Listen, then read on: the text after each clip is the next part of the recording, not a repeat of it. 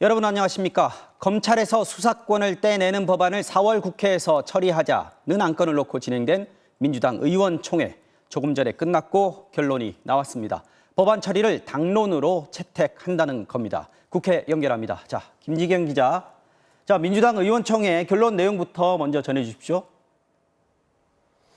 네, 검찰의 기소권과 수사권을 분리하는 검찰개혁 법안의 4월 내 처리를 민주당이 당론으로 의결했습니다. 표결 없이 의원들의 만장일치로 추인됐습니다. 오늘 오후 2시부터 시작된 의총에서 4시간 넘게 토론이 벌어졌는데요. 막강한 검찰 권력을 견제해야 한다는 강경파 의원들의 주장이 결국 관철됐습니다. 원내대변인 설명 들어보시죠. 원내대표의 마지막 당론 추인 요청이 있었고 의원들이 거기에 동의를 했기 때문에 표결 없이 당론으로 추인이 되었습니다. 만장일치로 추인되었다고 말씀드리겠습니다. 자, 검찰의 집단 반발 때문에 오히려 의원총회에서 쉽게 당론이 결정이 될 거다 이런 전망도 있었는데 논의가 꽤 길어졌어요. 네, 여권에 대한 검찰의 편파 수사 의혹이 일고 있고요. 여기에 검찰의 집단 행동까지 더해지면서 당론이 쉽게 모아질 거라는 전망이 우세했습니다. 검찰개혁을 촉구하는 당내 강경파 의원들의 목소리가 커진 게 사실이죠. 이를 반영하듯 윤호중 공동비대위원장은 일단 검찰개혁 추진이 시급하다고 밝혔습니다. 발언 들어보시죠. 70년 됐습니다. 수사권과 기소권을 모두 독점하면서 사실상 견제 없는 그런 권력을 향유해왔다. 그런데 박지원 공동비대위원장은 신중한 추진을 당부했습니다. 검사들의 집단 반발이 돈과 권력을 포기하지 않겠다는 욕심으로만 보인다면서도 속도 조절론에 무게를 실은 건데요. 발언 들어보시죠. 정의당이 공식적으로 반대했고 당 내에도 다양한 의견이 많습니다. 검찰개혁 분명히 해야 하지만 방법과 시기는 충분히 더 논의해야 합니다. 박 위원장 외에도 20명 정도의 의원들이 시기상조다라는 의견을 피력했고 논의가 이어졌습니다. 그러나 역시 대세는 검찰개혁에 힘을 실어야 한다는 거였고 당론으로 확정됐습니다. 자, 김정희 기자, 절대 다수당인 민주당이 당론으로 확정을 했으면 앞으로 법안 처리 일정 어떻게 됩니까? 일단은 가장 가까운 국회 본회의가 현재 15일에 예정돼 있습니다. 다만 6일 지방선거 선거구 획정과 중대선거구제 확대 방안 등의 처리를 위한 본회의여서 그날 처리되기는 힘들 겁니다. 그래서 정치권에선 4월 말을 마지노선으로 보고 있는데요. 법안이 최종 통과되려면 국무회의에서 공포가 되어야 하는데 문재인 정부 마지막 국무회의가 5월 3일입니다. 그날에 맞추려면 검찰개혁 법안이 늦어도 4월 말까지는 국회 본회의를 통과해야겠죠. 그래서 당장 다음 주부터 본격적인 법안 심사에 들어갈 수밖에 없는 상황입니다. 국민의힘은 대안 제시도 전혀 없는 검수완박 법안은 민주당의 자승자박이 될 거라며 강하게 비난했습니다. 필리버스터 등 모든 수단을 총동원해서 법안 저지에 나서겠다고 밝혔고요. 정의당은 시기나 방식, 내용에는 동의하기 어렵다며 사실상 반대 입장을 밝힌 상태입니다. 정의당이 반대를 계속할 경우 민주당은 필리버스터를 막을 수 있는 180석을 확보하지 못하게 됩니다. 국회에선 다시 한번 여야의 대치가 확실시되고 있습니다. 지금까지 국회에서 MBC 뉴스 김재경입니다. 네, 이번에는 대검찰청 연결해 보겠습니다. 자, 양소영 기자, 민주당의 의총 결과 조금 전에 전해졌습니다. 검찰 공식 반응 나왔습니까? 네, 현명한 결정을 기대했는데 대단히 유감스럽다. 대검찰청은 이렇게 짤막한 입장을 내놨습니다. 김호수 검찰총장은 거취 표명 등 앞으로 대응책을 고심하고 있는 걸로 전해졌습니다. 검찰 내부에선 격앙된 반응이 터져나왔습니다. 여권 내에서도 신중론이 있었는데 납득하기가 어렵다. 더 이상 검찰이 대응할 방법이 없다. 또 검찰 사기는 바닥이다. 사태를 이렇게 만든 고위 간부들은 모두 옷을 벗어야 한다. 이런 말들이 나왔습니다. 물론 좀 더 지켜보면서 차분하게 대응하자는 의견도 적지는 않았습니다. 민주당 당론으로 채택됐을 뿐이지 법사위를 거쳐 본회의까지 상정되려면 공방이 계속될 수밖에 없고 그때그때 구체적인 내용을 보고 상황에 따라 대응해야 한다는 겁니다. 자, 검찰의 집단적인 반대 목소리가 터져 나온 게 지난주 금요일부터였단 말이죠. 검찰 내 반대 분위기 여전히 강경한 거죠. 네, 그렇습니다. 총력을 다한 여론전, 사태의 분수령인 오늘도 계속됐습니다. 자리를 걸고 배수진을 친 김호수 총장이 선봉에 서서 이틀째 공개 발언을 이어갔습니다. 국민을 위해서 또 미래를 위해서 현명한 결정을 해주실 것으로 기대하고 있고요. 간절한 마음입니다. 김 총장은 전격적으로 박범계 법무장관에게 회동을 요청해 박 장관을 만났습니다. 김 총장은 검찰 입장을 강변했고 박 장관은 갈 길은 먼데 날은 저물었다며 검찰에 대한 염려를 전했다고 했습니다. 검찰 수사 기능 전면 폐지에 관해서 문제점도 말씀드리고 검찰의 또 요청사항도 말씀드리고 또 그렇게 한 거죠. 서울 동부지검은 돌연 정치적 고려 없이 법과 원칙에 따라 산업부 블랙리스트 사건을 수사하고 있다는 보도자료를 냈습니다. 산업부 핵심 관계자가 3년간 해외 근무를 마치고 돌아와서 수사가 본격화된 것이지 3년 동안 캐비닛에 묵힌 사건을 대선이 끝나자 꺼낸 게 아니라는 겁니다.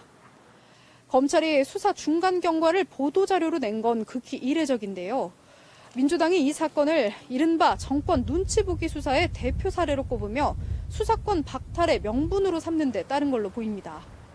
일선 지검 그리고 지청 단위의 릴레이 입장문은 오늘도 계속됐습니다.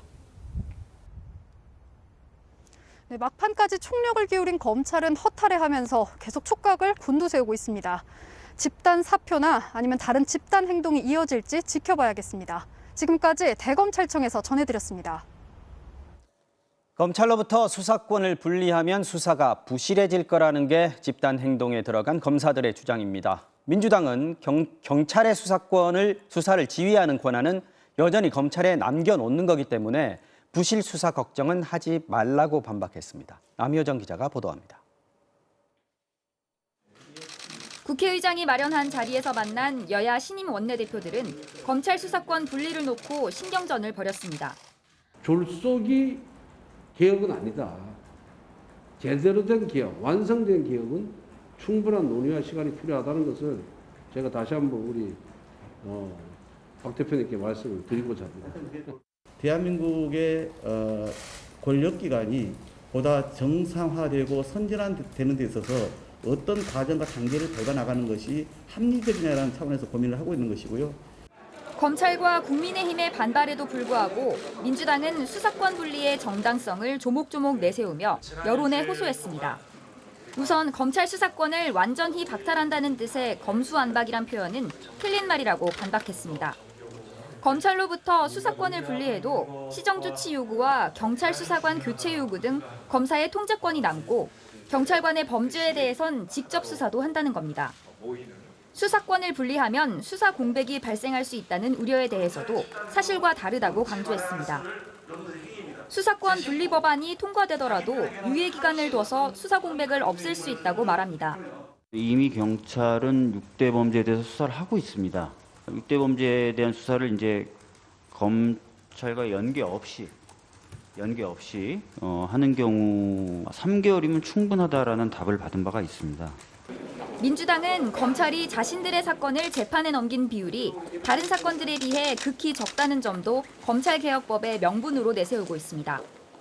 결국 수사권과 기소권을 모두 갖는 막강한 권력을 지키려고 검찰이 집단 반발하는 거라는 게 민주당의 논리입니다. MBC 뉴스 남효정입니다. 검찰의 수사권과 기소권 완전 분리에 대해 참여연대는 검경 수사권 조정이 시행된 지 1년 정도밖에 되지 않은 상황에서 형사사법 체계를 근본적으로 변화시키는 입법은 면밀히 검토돼야 한다고 밝혔습니다. 민주사회를 위한 변호사 모임도 검찰 수사권 폐지에는 원칙적으로 찬성하지만 아무리 올바른 방향이더라도 여러 검토가 필요하다는 입장을 내놨습니다.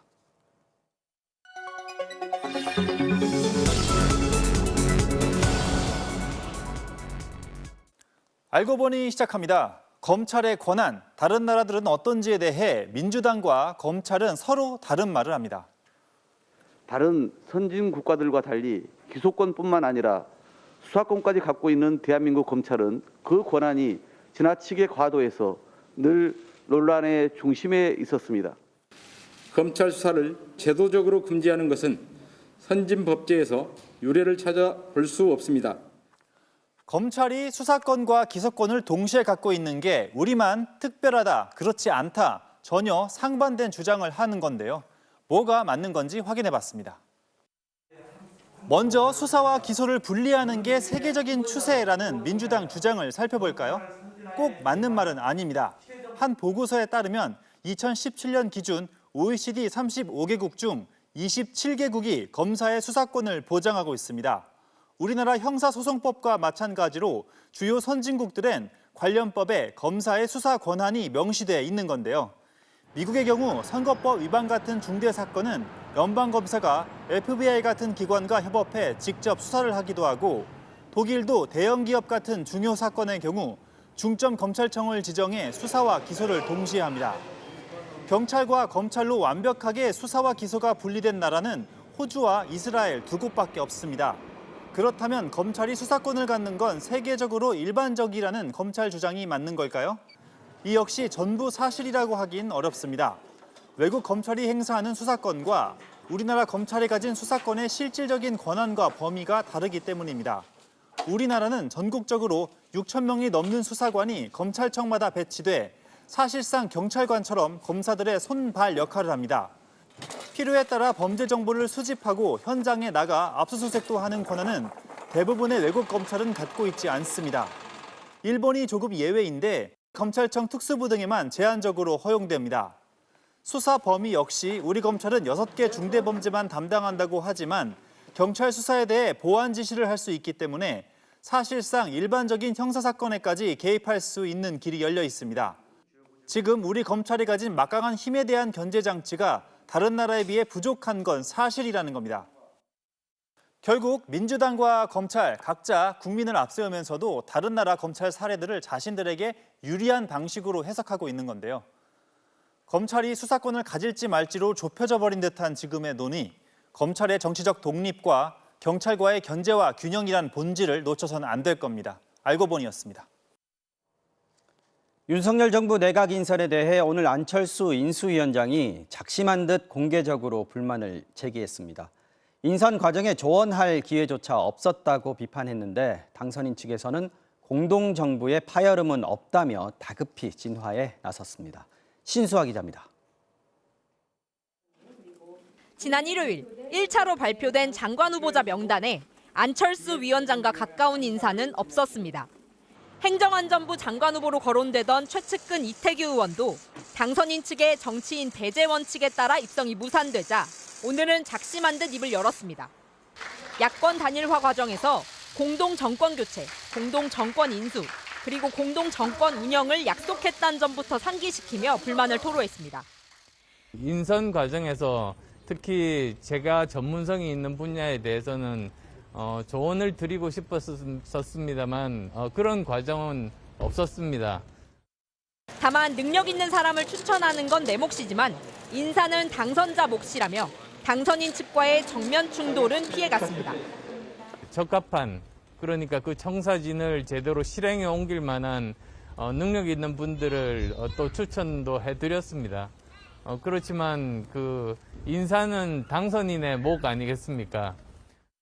안철수계 몫으로 인수위원회에 참여했다 어제 사퇴를 전격 선언한 이태규 의원에 대해서도 사퇴는 미리 들었다는데 자세한 배경 설명은 생략했습니다.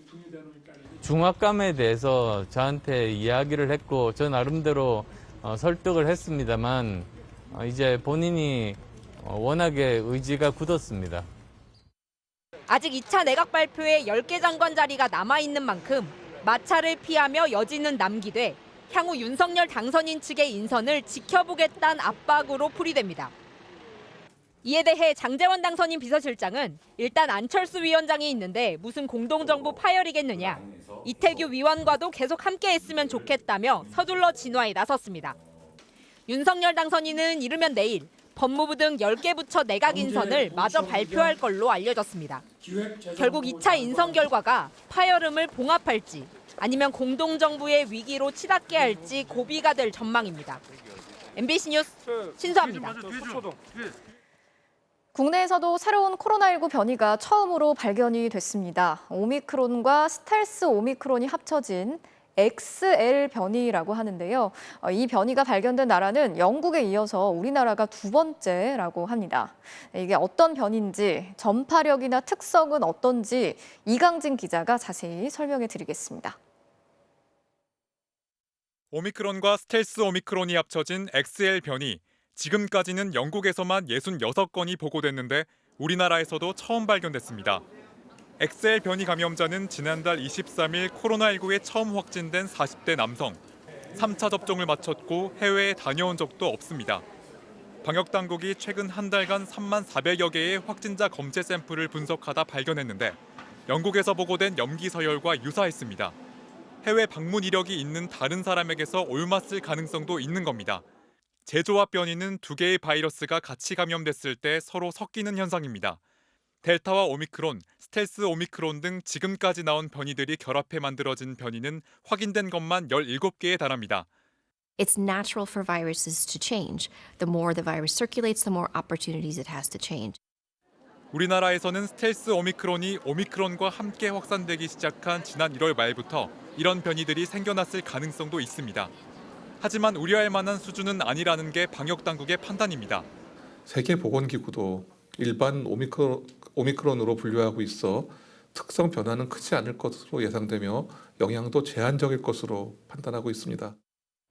영국 보건안전청도 최근 재조합 변이 상당수가 자연소멸됐다고도 밝혔습니다. 방역당국은 XL 변이 감염자의 가족과 접촉자 등 80여 명을 대상으로 감염 여부를 조사하고 있지만 새 변이가 방역 완화 기조에 영향을 주진 않을 것이라고 밝혔습니다. MBC 뉴스 이강진입니다. 자, 방금 보신 것처럼 국내에서 새로운 변이가 발견됐다는 소식과 함께 또 하나 우려되는 소식이 있습니다. 코로나에 걸렸다가 완치 판정을 받은 뒤에 다시 감염이 되는 이 재감염 사례가 기존에 파악이 된 것보다 훨씬 더 많은 것으로 조사가 됐는데요. 그러니까 한 번 걸렸다가 나았다고 해도 안심할 수 없다는 겁니다. 복지교육팀의 이준범 기자와 함께 이 소식 자세하게 짚어보도록 하겠습니다.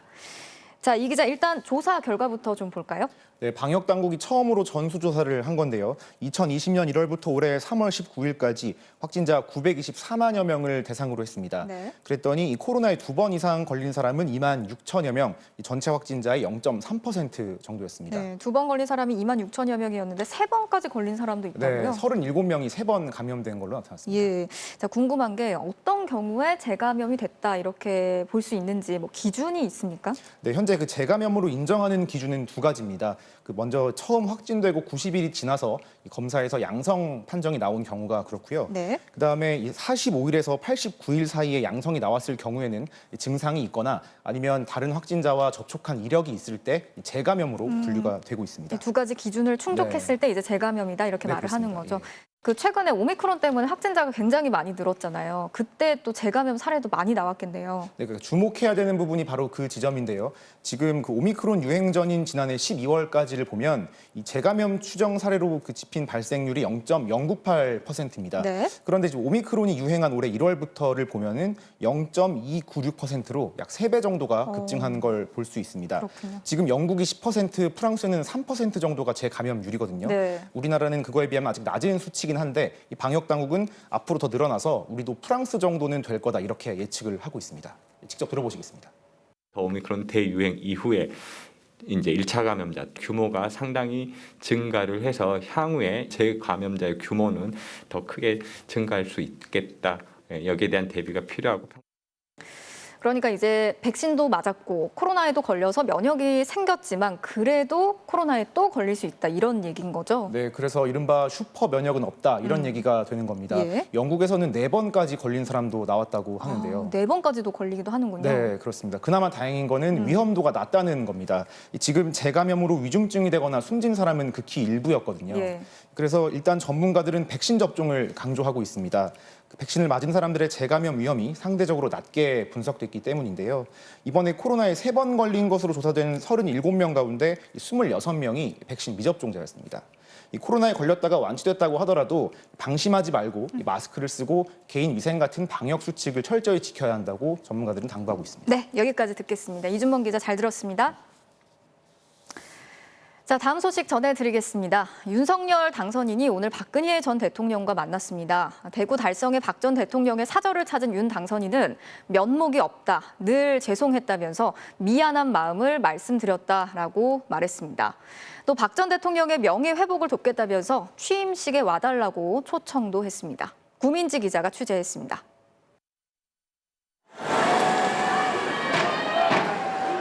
대구 경북 지역을 이틀째 순회 중인 윤석열 당선인이 오늘 오후 박근혜 전 대통령의 대구 달성 사저를 찾았습니다. 양측의 측근 한 명씩을 배석시킨 가운데 마주한 두 사람은 웃음을 띤 얼굴로 50여 분간 비공개로 대화를 나눴습니다. 윤 당선인은 국정농단 사건 수사팀장을 맡아 박 전 대통령을 수사했던 데 대해 면목이 없고 늘 죄송했다고 말했고 박 전 대통령은 담담히 듣기만 한 것으로 전해졌습니다. 아무래도 또 지나간 과거가 있지 않습니까? 어떤 제 인간적인 안타까움과 또 마음속으로 갖고 있는 제 또 미안한 마음 그런 것도 말씀드렸고. 이어 박 전 대통령의 굉장히 좋은 정책이나 업적이 있는데 알려지지 못한 부분이 아쉽다며 잘 알려 명예회복을 할 수 있게 하겠다고 약속했습니다. 박 전 대통령께서 하시던 일에 대한 정책에 대한 그 계승도 하고 또 널리 홍보도 해서 박근혜 대통령께서 이 제대로 알려지고 명예를 회복할 수 있도록 하시겠다. 윤 당선인은 또 박 전 대통령의 아버지 박정희 대통령이 당시 내각과 청와대를 어떻게 운영했는지 자료도 보고 당시 근무한 분들을 만나 배우고 있다고도 말했습니다. 앞으로 경무고 많은 일이 있으실 텐데 좋은 대통령으로 남아달라고 부탁을 드렸고 또 당선인께서는 많은 가르침을 달라 이렇게 말씀이 있었습니다. 그러면서 윤 당선인이 당선되고 나니 걱정돼 잠이 잘 안 온다고 말하자 박 전 대통령은 대통령 자리가 무겁고 크다고 답한 걸로 전해졌습니다. 윤석열 당선인은 또 오늘 만남에서 박근혜 전 대통령에게 대통령 취임식 참석을 요청했고 박 전 대통령도 가능한 참석하도록 노력하겠다고 답했습니다. MBC 뉴스 구민지입니다. 자, 윤석열 대통령 당선인 특별수사팀장을 맡아서 박근혜 정부의 국정농단 사건을 수사한 장본인이었죠. 그런데 앞서 보신 것처럼 오늘 박 전 대통령을 만나서는 과거 악연에 대해서 의례적인 유감 표명을 훨씬 뛰어넘어서 면목이 없다, 죄송하다 이런 표현까지 썼습니다. 이유가 뭔지 김민찬 기자가 이어서 분석했습니다. 윤석열 대통령 당선인과 박근혜 전 대통령. 악연은 2013년으로 거슬러 올라갑니다. 박근혜 정부 첫 해, 윤석열 당선인은 당시 국정원 여론조작 사건을 수사하다 좌천됩니다. 이명박 박근혜 정부 때와 문재인 정부를 비교하면 어느 정부가 그나마 중립적입니까? 제 경험으로만 하면 이명박 정부 때 쿨하게 처리했던 기억이 나고요. 좋습니다. 정부 때는 뭐 다 아시는 거고. 이후 국정농단 사건 수사팀장으로 복귀해선 박 전 대통령 탄핵의 근거를 마련했습니다. 2019년 서울중앙지검장 시절에는 박 전 대통령이 건강 악화로 신청한 형 집행 정지를 2차례나 퇴짜를 놓았습니다. 하지만 오늘 윤 당선인은 퇴임한 전직 대통령을 깍듯하게 예우하는 모습을 연출했습니다. 또 죄송하다, 면목 없다며 과거 국정농단 사건 수사의 정당성과 결론을 부정하는 것처럼 해석될 법한 말도 수차례 했습니다. 윤 당선인 측은 인간적인 미안함의 표시고 국민 통합을 위한 노력이라고 했지만 우선 지방선거를 앞두고 한 전략적 발언이었다는 분석이 나옵니다. 취임 전 지지율이 기대에 못 미치는 상황에서 비판을 감수하더라도 사저 정치를 재개한 박 전 대통령도 손을 맞잡아 지지층을 결집하는 게 시급하다고 판단했다는 겁니다. 박정희 대통령께서 당시에 내각을 어떻게 운영했고 또 청와대를 어떻게 운영했고 나라 국정을 이끌은지도 배우고 있다.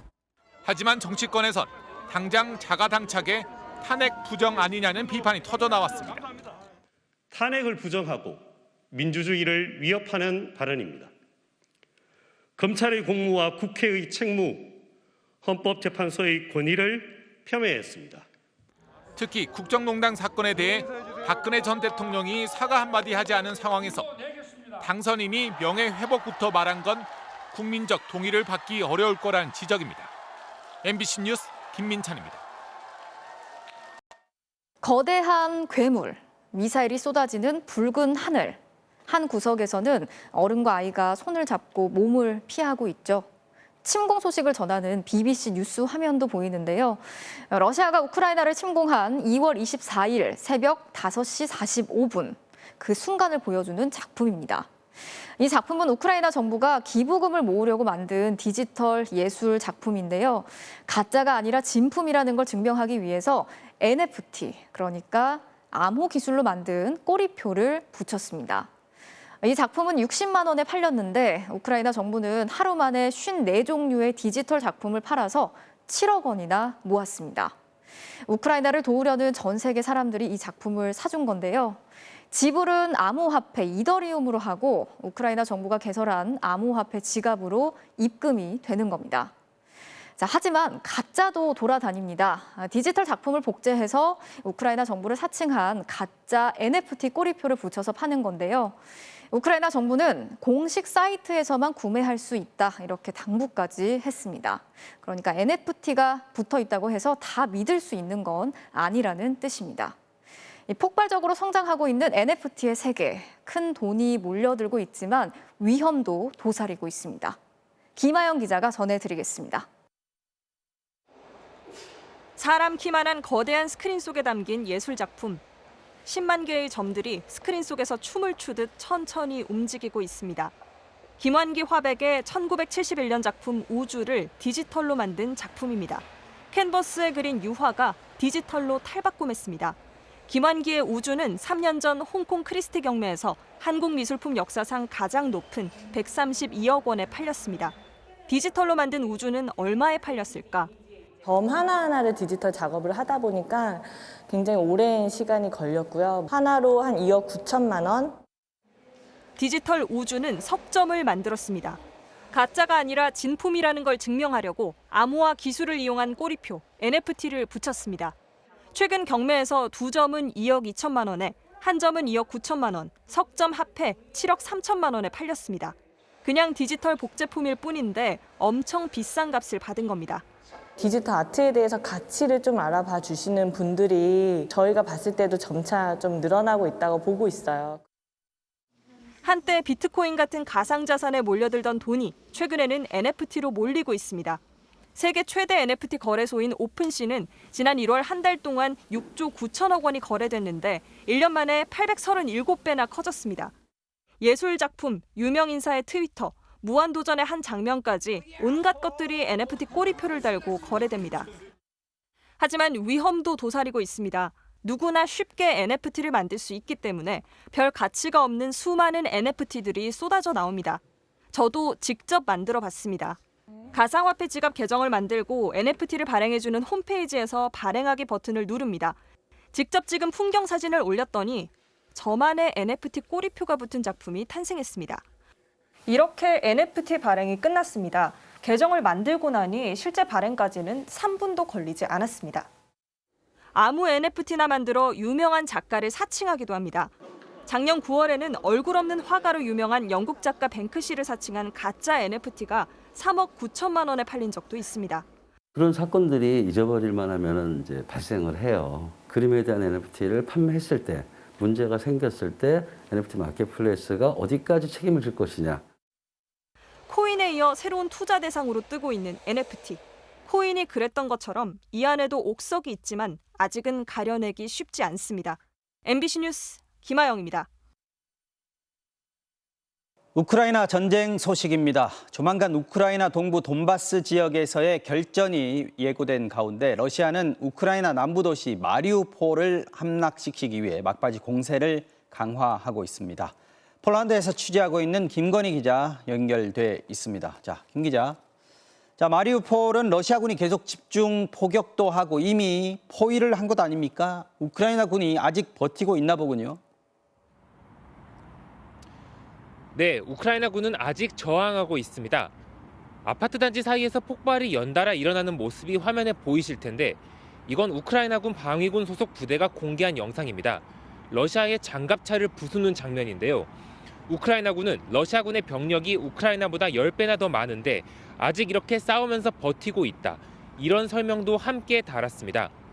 러시아가 마리우폴을 함락시키려는 이유는 이 도시가 지난 2014년 러시아가 무력으로 병합한 크림반도와 동부 돈바스 지역을 연결하는 전략적 요충지이기 때문입니다.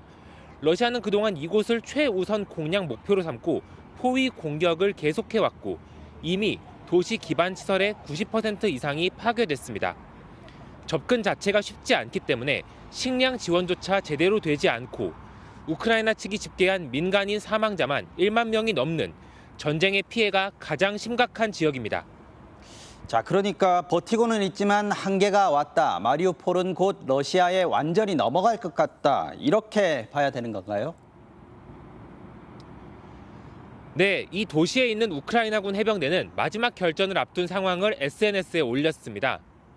탄약이 바닥나고 있어 오늘이 마지막 전투가 될 것 같다. 이미 병력의 절반가량이 부상자다. 라고 썼습니다. 보병은 모두 전사해서 군악대까지 동원돼 전투를 수행하고 있다고도 했습니다. 우크라이나 군 측은 이 지역에서 러시아군이 화학 무기를 사용했다는 주장도 제기했습니다. 무인기 드론에서 정체불명의 물질이 떨어졌는데 이로 인해 호흡이 힘들어지고 잘 걷지 못하는 사람들이 생겼다고 했습니다. 영국 국방부도 러시아군이 이 지역을 빨리 장악하기 위해 국제법상 사용이 금지된 화학 살상 무기인 백린탄을 쓸 수도 있다고 경고했습니다. 이미 폭격으로 폐허가 된 상태에서 러시아군이 퇴로까지 막고 포위하고 있는 이 도시엔 아직 12만 명의 주민이 남아있는 것으로 전해졌습니다. 폴란드 바르샤바에서 MBC 뉴스 김건희입니다. 박보균 문화체육관광부 장관 후보자가 기자 시절에 쓴 칼럼들이 논란이 되고 있습니다.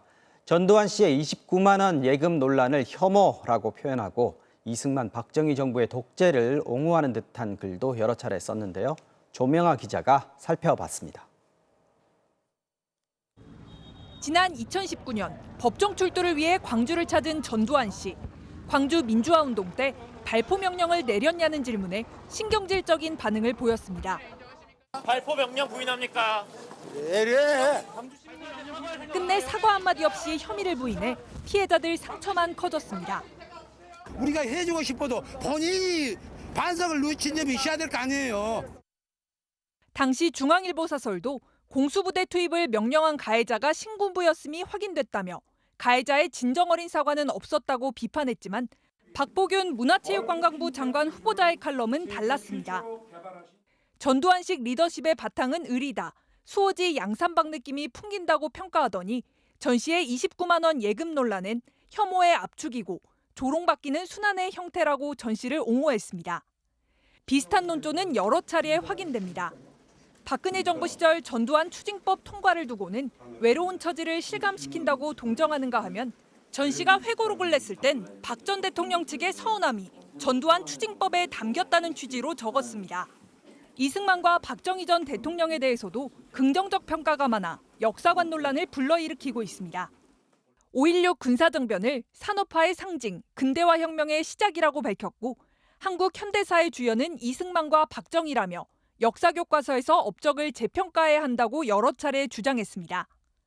박보균 후보 측은 전두환 씨를 양상박에 빗댄 건 패거리 정치를 비판한 것이고 미화 의도가 없었다고 말했습니다. 또 대부분 용서와 화해의 정치에 초점을 맞춘 칼럼이었다며 전체 맥락을 이해해달라는 입장을 밝혔습니다. MBC 뉴스 조명아입니다. 이종섭 국방부 장관 후보자에 대한 논란도 불거졌습니다. 합참 재직 시절에 서울 용산에 있는 관사에 살면서 잠실 등에 소유한 아파트 2채로 임대를 했던 사실이 확인됐습니다. 이 후보자는 재테크를 하려고 관사에 들어간 건 아니라고 해명했지만 향후 인사청문회에서 쟁점이 될 걸로 보입니다. 정동훈 기자가 취재했습니다. 국방부 근처 군 관사 아파트. 한 단지는 장성들이 많이 살고 있어 장군동이라 불립니다. 지난 2018년 합참 차장으로 재직하던 이종섭 국방부 장관 후보자는 보증금 1,800만 원을 내고 이곳에 입주했습니다. 그런데 당시 이 후보자가 신고한 재산 내역을 보면 서울 잠실동에 7억 4천만 원짜리 아파트, 수원 광교 신도시내 6억 9,500만 원짜리 아파트, 이렇게 주택 2채를 보유한 걸로 나옵니다.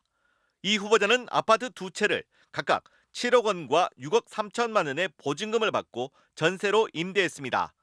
관사 덕분에 10억 원이 넘는 소위 여윳돈이 생겼던 셈입니다. 이 돈으로 후보자는 광교 아파트 중도금을 내고 20대였던 자녀가 아파트를 사는데도 일부 도움을 줬던 것으로 알려졌습니다. 지난 2009년 분양받았다는 서울 잠실의 아파트는 지난 2019년 16억 2천만 원을 받고 팔아 7억 원 정도의 차익을 남긴 것으로 파악됐습니다. 그 사이에 뭐 제1롯데월드도 이제 순축해서 들어왔지 않습니까? 이 토지가 많아요. 강남 3구 핵심 지역이라고 보시면 돼요. 광교 아파트도 7억 원 정도 올라 아파트 두 채로 최소 14억 원의 시세 차익을 본 걸로 추정됩니다. 이 후보자는 지금도 아파트 두 채를 보유 중입니다. 잠실 아파트를 판 뒤 바로 인근 아파트를 다시 매입해 지금도 임대 중인 것으로 알려졌습니다. 이번 대선이 사실 부동산 선거라는 말도 있었잖아요. 한 점 의혹이 없는 사람들로 내각을 채워야 되는 것이 당연한데 국내 눈높이에 맞지 않는. 이 후보자 측은 관사 입주는 위기 상황에 즉시 대응해야 하는 합참 지휘부의 특성을 고려해 적법한 절차에 의해 이루어졌고 재테크를 위한 의도는 없었다고 해명했습니다. 다만 국민 눈높이에 맞지 않았는지를 되돌아보는 기회로 삼겠다면서 인사청문회를 통해 상세히 설명하겠다고 했습니다. MBC 뉴스 정도훈입니다. 최근 배달 수수료 때문에 너무 힘들다는 음식점 사장님들이 부쩍 많아졌습니다. 배민원과 쿠팡이츠 같은 배달 앱들이 대대적인 할인 행사를 종료하고 이제 본격적으로 수수료를 받기 시작했기 때문입니다. 처음에는 무료나 할인으로 사람들을 끌어모은 뒤에 의존도가 높아지면 본격적으로 돈을 받는 수법. 플랫폼 업체들의 전형적인 영업 방식입니다. 임상재 기자가 취재했습니다. 경기도 안산의 파스타집. 매출의 30-40%는 배달입니다. 그런데 지난주 배달의 민족 단건 배달 서비스인 배민원을 탈퇴했습니다. 손님들에게는 단건 배달 플랫폼을 보이콧합니다. 과한 차감 비용이 고객님들과 매장에 과한 지출을 강제합니다라고 공지했습니다. 배민원과 일반 배달의 민족 했을 때 수익성 차이는 얼마나 나나요? 30에서 35%가 총 매출에서 빠져나가는 수수료 금액이 되어 있기 때문에 사실 수익성이 나기가 불가능한 상태고. 얼마나 빠져나갈까? 28,000원어치 파스타를 배민원으로 팔았습니다. 배달의 민족이 챙겨가는 수수료는 6.8%, 2,000원 정도입니다. 여기에 추가로 배달비 6,000원을 손님과 나눠내는데 이 가게는 손님이 1,500원, 가게가 4,500원을 부담합니다. 카드 수수료와 부가가치세까지 빼고 나면 가게에 떨어지는 돈은 2만 원 정도, 거의 30% 정도가 빠집니다. 단건 배달 서비스. 2019년 쿠팡이츠가 처음 서비스를 시작했습니다. 한 번에 여러 개가 아니라 한 번에 한 개의 음식만 배달합니다. 그래서 빠릅니다. 배민도 작년 6월부터 배민원이라는 이름을 걸고 뒤늦게 뛰어들었습니다. 배민원은 한 번에 한 집만 배달합니다. 평균 배달 시간 25분으로 높은 고객 만족도를 보이고 있습니다. 후발주자인 배민원은 대대적인 프로모션을 했습니다. 수수료 1,000원, 배달비 5,000원만 받았습니다. 일종의 출혈 경쟁으로 손님을 끌어모은 겁니다. 그런데 지난 3월 말 프로모션을 중단했습니다. 수수료는 매출의 6.8%로 배달비는 6,000원으로 올렸습니다. 그 사이 배민원의 한 달 주문 건수는 1,500만 건 정도로 성장했습니다. 수수료가 올랐지만 음식점들은 안 쓸 수가 없습니다. 배민원 비중이 높은 가게일 경우에는 확실히 그 고객층들을 다 잃을 수도 있다는 부담감에 또 울며 겨자 먹기로. 쿠팡이츠도 비슷합니다. 그동안 수수료 1,000원만 받던 프로모션이 끝나면서 매출의 9.8%를 받기 시작했습니다. 이런 기법은 플랫폼들의 전형적인 영업 방식입니다. 일단 무료로 해당 서비스를 이용하게 해서 키운 다음에 어느 정도까지 독과점을 하고 나니까 배달료를 인상한다든지 수수료를 받는다든지. 배달의 민족은 그동안 적자를 감당하면서 프로모션을 진행했다면서 프리미엄 서비스인 배민원이 부담된다면 일반 배달의 민족 서비스를 선택하면 된다고 밝혔습니다. MBC 뉴스 임상재입니다. 지난 2015년 SK 최태원 회장이 혼외자가 있다는 사실을 밝힌 뒤 부인인 노소영 씨와의 이혼 소송이 진행돼 왔는데요.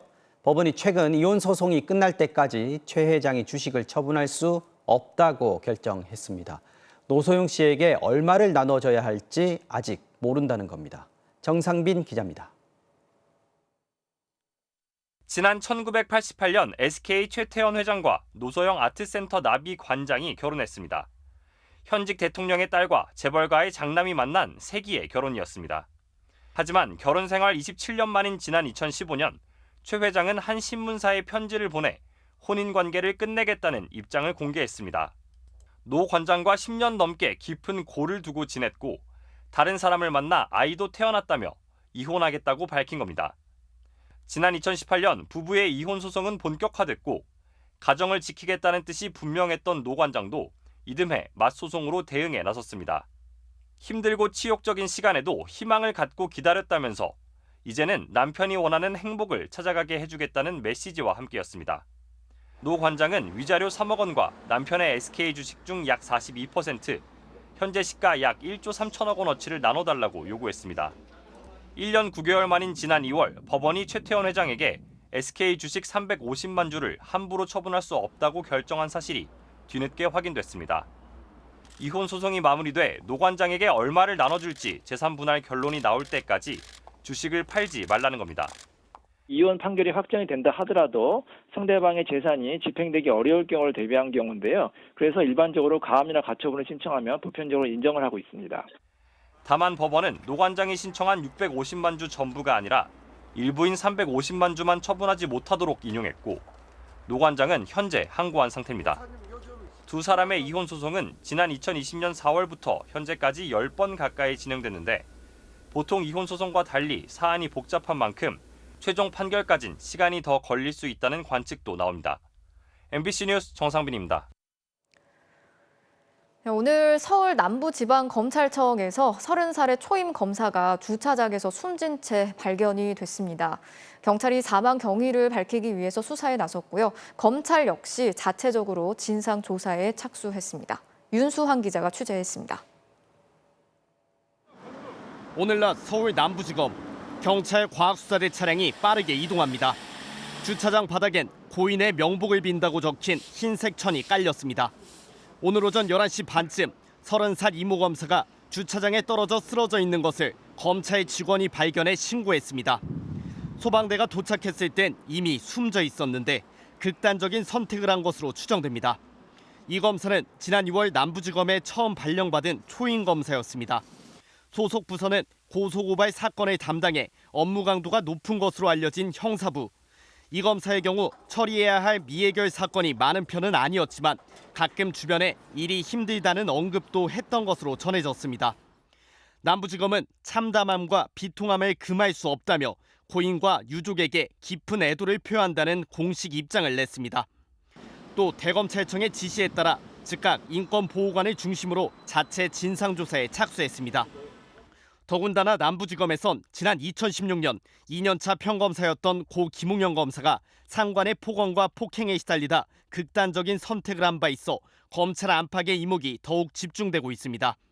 경찰은 이 검사가 유서를 남겼는지 조사하는 한편 이 검사의 휴대전화를 포렌식 기법으로 분석해 통화 기록 등을 확인할 방침입니다. MBC 뉴스 윤수환입니다. 보름 넘게 방치가 돼서 제대로 먹지 못해 숨진 것으로 보이는 6살 남자아이 소식을 어제 전해드렸죠. 아이를 방치한 30대 친모가 집을 나가 있는 동안 아동보호기관의 관계자와 통화를 했던 사실이 확인됐습니다. 아이가 잘 있다면서 거짓말을 한 것으로 드러났습니다. 김광현 기자가 단독 취재했습니다. 충남 아산의 한 다가구 주택 안에서 6살 남자아이가 숨진 채 발견된 날, 한 여성이 경찰관들과 함께 승합차에 오릅니다. 자신의 아들을 보름 넘게 방치해 숨지게 한 혐의로 구속된 30대 친모입니다. 이 여성은 지난달 말쯤부터 장애가 있는 아들을 혼자 둔 채 집을 비웠고 아이는 지난 8일 숨진 상태로 발견됐습니다. 알고 보니 친모는 지난 1월 아이를 때려 경찰에 신고가 접수됐습니다. 숨진 아이와 친모는 관리 대상으로 지정돼 아산시와 아동보호 전문기관 등의 관리를 받아왔던 것으로 알려졌습니다. 그런데 이달 초 친모가 집을 나가 아이를 돌보지 않는 동안 아산시와 아동보호기관 관계자가 친모와 통화를 했던 것으로 확인됐습니다. 당시 친모는 아이가 잘 있다는 취지로 거짓말을 했고 시 당국은 이 말을 그대로 믿을 수밖에 없었습니다. 아산시와 아동보호기관은 지난 1월 폭행 사건 이후 이들 모자를 2차례 면담했고 오늘도 합동점검에 나설 예정이었습니다. 결국 관리를 하면서도 비극을 막지 못한 건데 가정 안에서 폭행 피해를 입었거나 의사소통이 힘든 아동일 경우 더 적극적으로 관리를 해야 한다는 지적입니다. 엄마랑만 연락하면 아이가 굶어 죽고 있는지를 모르잖아요. 영상으로라도 아이 모습을 좀 찍어서 주세요라고 할 수 있잖아요. 경찰은 경제적, 심리적으로 힘들어 아이를 두고 집을 나갔다는 친모의 진술을 토대로 아이의 죽음에 고의성이 있었는지 수사하고 있습니다. MBC 뉴스 김광현입니다. 한참 주민들이 다니는 저녁 시간 주택가에서 사제 폭발물이 터졌습니다. 다행히 인명피해는 없었지만 큰 폭발음 때문에 주민들이 크게 놀랐는데요. 경찰이 5시간 만에 용의자를 붙잡았는데 인터넷을 보고 혼자서 만든 거라고 진술했습니다. 현지호 기자가 취재했습니다. 주택가 골목길을 서성이는 한 남성. 가방 안에서 뭔가를 꺼내더니 바닥에 두고는 자리를 뜹니다. 잠시 뒤 큰 폭발음과 함께 불꽃이 일고 안전고깔이 산산조각나 날아갑니다. 팡 하고 옥수로 컸습니다. 좀 물릴 정도로 심각하게 좀 번개치는 소리처럼 꽝 하듯이 막 깜짝 놀랐죠. 그렇게 뭐 어디 무너졌나 아니면 뭐 차길이 사고가 나도 이런 소리는 아닌데. 다행히 인명피해나 재산피해는 없었는데 파편은 사방으로 튀었습니다.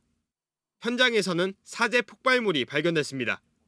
범행 5시간 만에 근처 자신의 집에서 붙잡힌 40대 남성은 대학에서 화학을 전공했다며 인터넷에서 제조 방법을 배워 사제 폭발물을 집에서 혼자 만들었다 진술했습니다.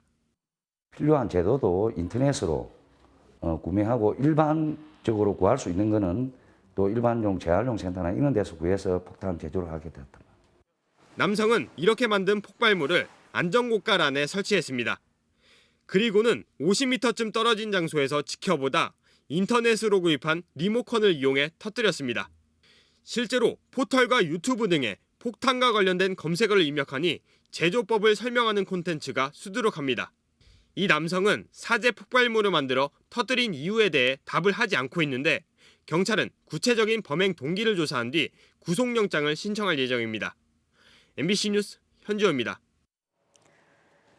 온라인에서 부품을 따로따로 구입해서 조립한 총을 이른바 고스트건, 유령총이라고 하죠.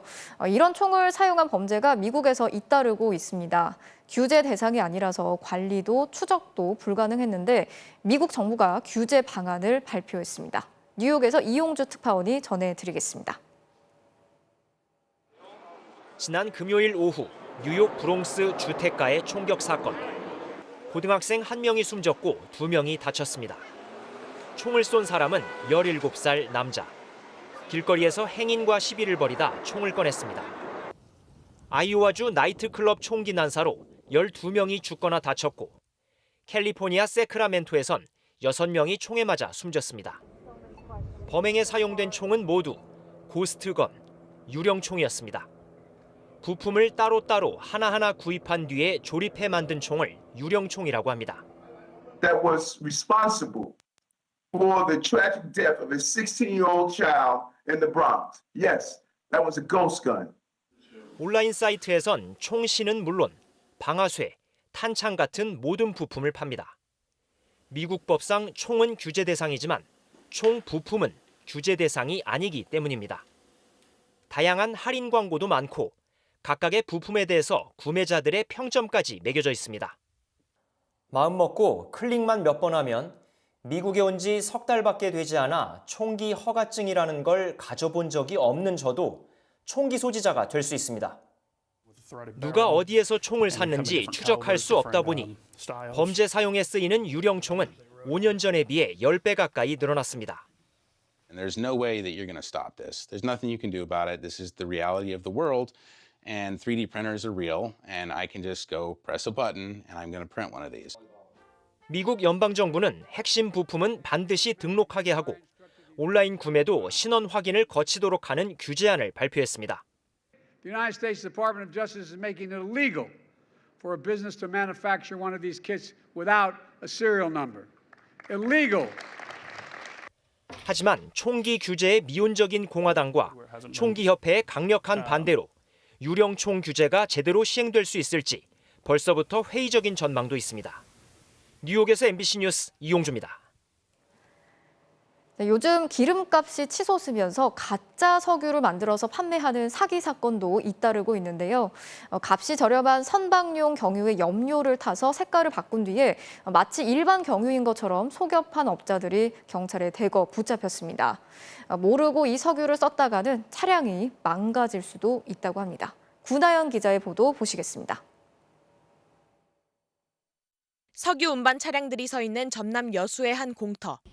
한 차량 지붕에 어떤 남성이 올라가 있습니다. 지붕에 달린 탱크 뚜껑을 열더니 병 안에 든 액체를 붓습니다. 못 타요.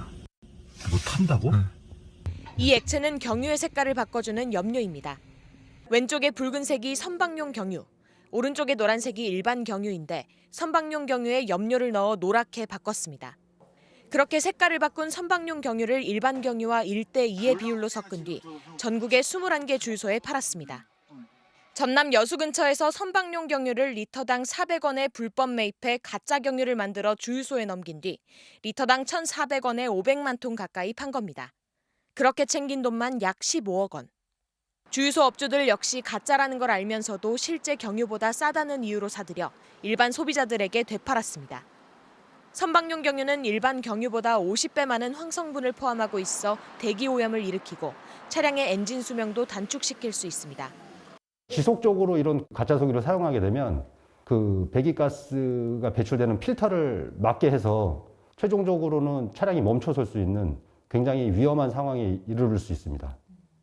최근 부산에서도 값싼 등유를 경유에 섞어 팔아 2억 원가량을 남긴 주유소가 적발됐습니다. 등유를 사용한 차 역시 엔진 고장 등 심각한 손상을 입을 수 있습니다.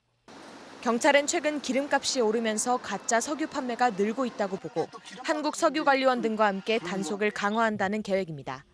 MBC 뉴스 구나연입니다. 낯선 사람과 채팅을 하는 이른바 랜덤 채팅 앱이 범죄의 창구로 악용이 되고 있습니다. 성별이나 나이를 속여서 만나자고 유인한 뒤에 폭행을 하고 돈을 뺏는 등의 범죄로 이어지고 있습니다. 김은초 기자가 취재했습니다. 새벽 시간 순찰차 2대에서 경찰관들이 내려 모텔 안으로 뛰어들어갑니다. 10분 뒤 20대 남성 2명을 붙잡아 차에 태웁니다. 이들은 다른 20대 남성을 폭행하고 돈을 뺐다 긴급 체포됐는데 랜덤 채팅 앱에서 자신들을 여성으로 속이고 조건 만남을 하자며 피해 남성을 모텔로 유인했습니다. 지난달 대전에서는 20대 남녀 일당이 랜덤 채팅으로 만난 남성 10명에게 1,000만 원을 뜯어냈다 경찰에 붙잡혔습니다. 함께 술을 마신 공범 여성이 집에 같이 가자며 음주운전을 유도한 뒤 다른 일당이 고의로 사고를 내고는 술 냄새가 난다며 협박하는 수법을 썼습니다. 이처럼 랜덤 채팅 앱이 범죄 수단으로 악용되고 있는 건 마음만 먹으면 자신의 신분을 속일 수 있기 때문입니다. 제가 랜덤 채팅 앱에 가입해봤는데요. 30대 남성인 기자가 20살 여성으로 설정했는데도 그대로 이용할 수 있습니다. 랜덤 채팅상에서는 동기화된 범죄자가 득실득실한 거고요. 거기서 유인해낼 수 있는 거고 만날 수 있기 때문인데 자신의 신분을 감춘 이들은 주로 조건 만남을 미끼로 범행 대상을 찾는데 실제로 랜덤 채팅 앱에는 성매매를 암시하는 글이 적지 않습니다. 이런 이유로 삭제된 글과 계정이 지난 5년간 18,000여 개에 이릅니다. 그런 부분은 이제 주로 신고에 의존을 하고 있고 청소년들에게 함부로 들어가지 못하게 법적인 의무를 좀 부여를 한 것이고. 하지만 플랫폼 운영자에게 삭제 의무가 생긴 불법 음란물 영상과는 달리 성매매 관련 1대1 대화는 차단할 권한이 없어 범죄의 창구로 악용되고 있습니다. MBC 뉴스 김은초입니다. 연료가 부족해서 단전이 되고 외화가 부족해서 먹을 음식도 없다면서 대통령 퇴진 시위가 계속됐던 스리랑카 소식을 전해드린 바 있는데요. 오늘 스리랑카가 결국 채무 불이행을 선언했습니다. 코로나에 이어서 러시아와 우크라이나의 전쟁까지 신흥국들을 중심으로 그 파장이 이어지고 있습니다. 박진주 기자가 전해드리겠습니다. 지난 10일 스리랑카 수도 콜롬보 대통령 집무실 앞. 대통령 가면을 쓴 시위대 수백 명이 국기를 흔들며 대통령 퇴진을 요구합니다. 지난 1일 밤에도 경찰차에 돌을 던지고 불을 지르는 성난 시위대가 대통령 집 앞까지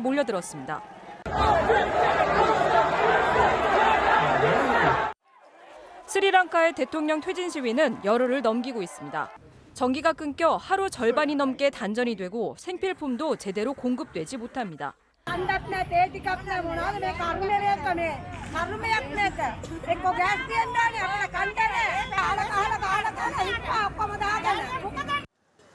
코로나로 2년 넘게 관광객이 끊겨 정부는 외화 수입이 없어졌고 러시아 우크라이나 전쟁으로 인한 고유가는 극심한 고물가로 이어졌습니다. 지난달 소비자 물가는 18.7% 올랐고 먹는 음식과 의약품 같은 필수품 물가는 30% 넘게 올랐습니다. We identified 5 vital drug science shortage and 189 essential drug science shortage. So we are to face impending health disaster situation. 스리랑카 정부는 당장 얼마 남지 않은 외화로 부채를 갚는 대신 연료를 사는 데 쓰겠다며 외국에 대해서는 일시적 채무 불이행, 디폴트를 선언했습니다. 남아메리카 페루, 고유가에 항의하는 트럭 기사들의 고속도로 봉쇄 시위, 인도 뉴델리, 텅 빈 가스통을 던지는 시민들의 항의 집회, 파키스탄에서의 총리 교체 요구 시위까지 코로나 후 맞이한 전쟁으로 인한 고물가, 여기에 미국의 본격 긴축, 중국의 경제 성장 둔화 같은 글로벌 경제 환경 변화가 신흥국부터 위기를 던지고 있습니다. MBC 뉴스 박진주입니다. 경기도 안산의 한 제조 공장에서 유해가스가 유출이 돼서 노동자 3명이 중상을 입는 사고가 있었습니다. 소방당국은 황화수소가 유출된 것으로 추정을 하고 있는데요. 고농도로 노출이 되면 호흡이 마비돼서 사망할 수도 있는 유독 물질입니다. 차현진 기자가 취재했습니다. 유해물질을 다루는 경기도 안산의 전자부품 제조업체. 안전장비를 챙긴 고용노동부 특별조사관들이 공장 안으로 들어갑니다. 이 공장 지하 1층에서 황화수소로 추정되는 유해가스가 유출된 겁니다. 소방차 몇 대 정도 있던가요? 6대요. 앰뷸런스가 한 4대 정도 왔고요.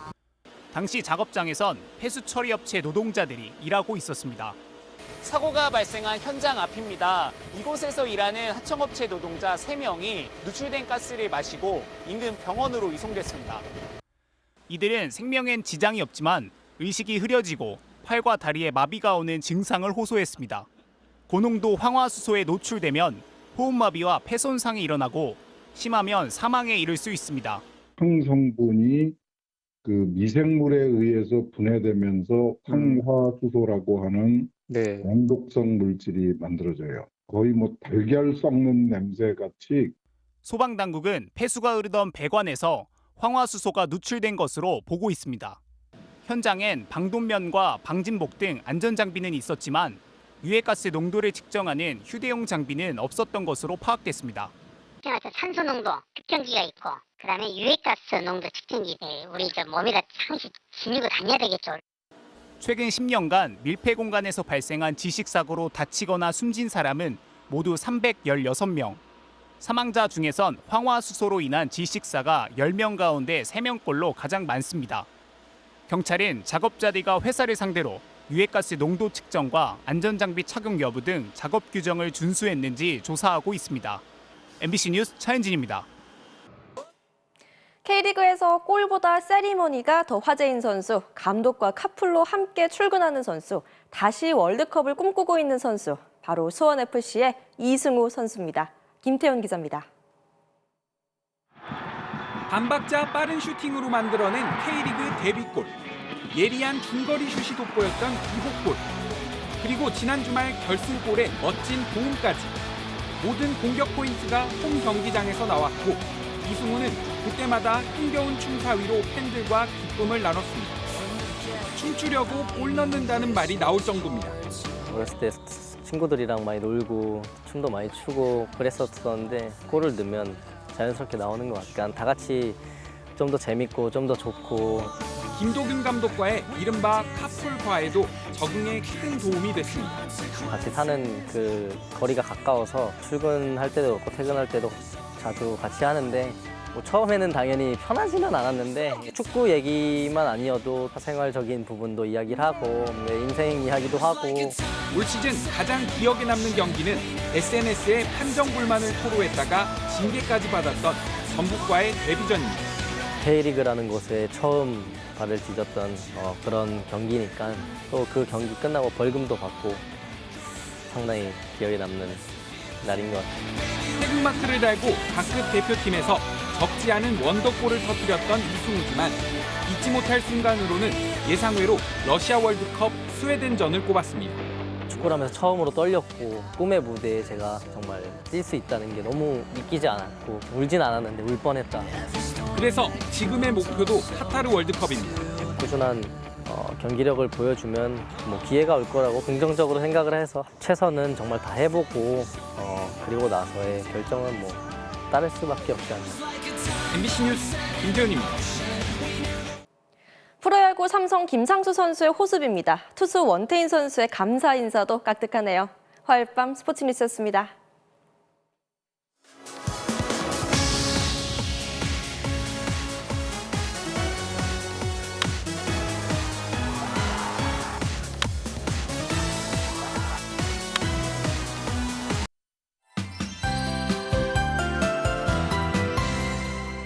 드디어 건조한 날씨와 더위를 식혀줄 비가 내립니다. 이미 서울 등 중북부 지방은 비가 오고 있고 남부 지방은 내일 오전에 내리겠습니다. 다만 경기 남부와 충청 북부, 강원도는 벼락과 돌풍을 동반하겠고요. 특히 강원 산지에는 우박이 떨어질 가능성도 있겠습니다. 이들 지역의 예상 강우량은 최고 40mm가량이고요. 서울을 비롯한 그 밖의 수도권과 충청도, 전북과 경북의 5에서 10, 제주도의 최고 60mm가량입니다. 서울 등 수도권 북부의 비는 내일 새벽이면 그칠 텐데요. 그 밖의 지방은 모레까지 비가 오락가락하겠습니다. 낮부터는 찬 공기가 내려와 공기가 부쩍 쌀쌀해집니다. 오늘 대부분 지방의 낮 기온이 25도를 웃돌았지만 내일은 서울 16도, 강릉 12도로 오늘보다 10도 이상 큰 폭으로 떨어집니다. 옷차림 잘 해주셔야겠습니다. 내일 전국의 하늘 대체로 흐리겠고 오후부터는 해상의 바람이 강해지겠습니다. 아침 기온도 오늘보다 낮아져서요. 서울 13도, 강릉 9도가 되겠고요. 또 오늘 낮 기온이 30도까지 올랐던 대구는 내일 17도를 보이겠고 서울 16도, 강릉 24도가 예상됩니다. 주 후반에는 다시 기온이 오르겠고 대기가 건조해지겠습니다. 날씨였습니다. 뉴스 마치겠습니다. 오늘도 함께해 주신 여러분 고맙습니다.